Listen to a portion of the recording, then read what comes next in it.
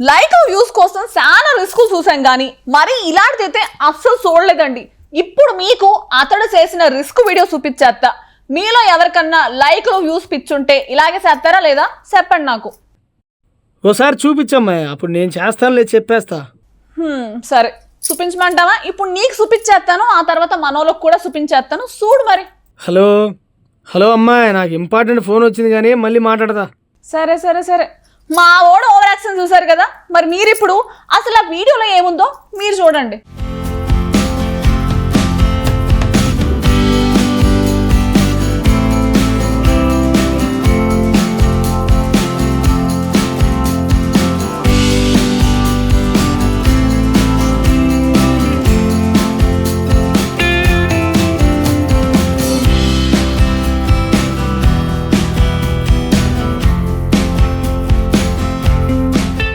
ప్రపంచంలో ఉండే జనాలకి రకరకాల ఇంట్రెస్టింగ్లు ఉంటాయి.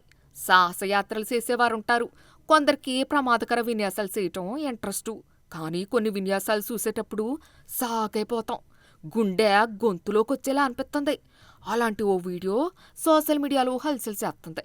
ఈ వీడియో చూసినప్పుడు గుండెలు స్పీడ్గా కొట్టేసుకుంటాయి. ఈ వీడియోలో ఓ వ్యక్తి ఎత్తైన భవనం పైకప్పు మీద ప్రమాదకర విన్యాసాలు చేస్తూ కనిపించాడు. అది కూడా ఎలాంటి సేఫ్టీ బెల్టు, భద్రతా పరికరాలు లేకుండా. అయినా అతను అద్భుతమైన బ్యాలెన్స్ చేసుకోవటంతో ఎలాంటి ఇబ్బందులు ఎదురవకుండా బయటపడ్డాడు. ఈ డేంజరస్ స్టంటు ఓ సినిమాలోని సీన్ కంటే ఎక్కువే.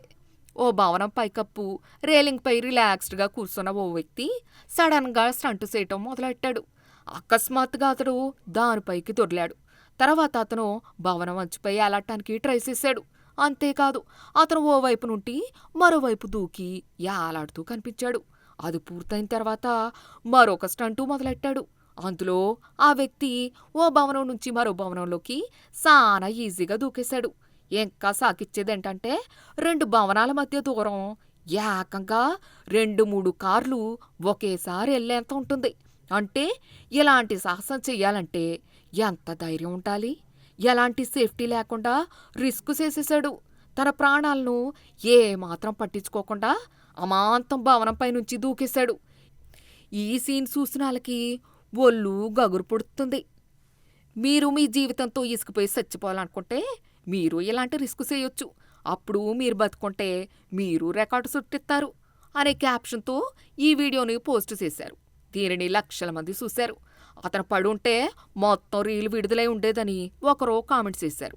దయచేసి ఇలా ఎవరో ఎప్పుడు చేయొద్దు, ధైర్యం ముఖ్యం కానీ అంధత్వం కాదని మరొకరో సలహా ఇచ్చారు.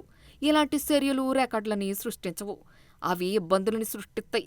జీవితం జోక్ కాదు బ్రదరో అని ఒకరో, బ్రదరో అతను పెద్ద స్పైడర్ మ్యాన్ అభిమానిలా ఉన్నాడు అని కామెంట్స్ చేశారు.